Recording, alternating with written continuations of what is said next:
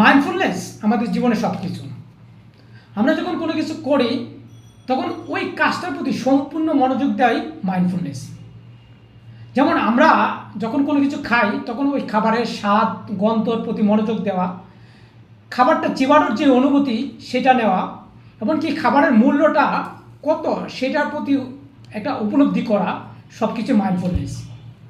Mindfulness মানে হলো নিজের মনকে বর্তমান সময়ে নিয়ে আসা এবং বর্তমান কাজের প্রতি ফোকাস করা। আর এটি করতে পারলে আমাদের জীবন হয় সহজ ও আনন্দময়।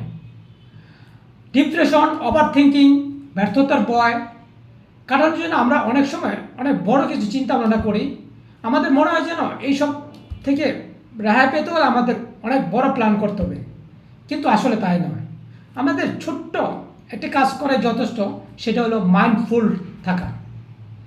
আমরা মাইন্ডফুলনেস যদি থাকতে পারি তাহলে আমাদের বর্তমান কাজটা যেমন সম্পূর্ণভাবে করতে পারবো এবং সেটার যেমন একটা আনন্দ পাবো, তেমনই আমাদের ভবিষ্যতে আমরা যা চাই সেটার প্রতি আমাদের এক ধাপ এগিয়ে রাখবে।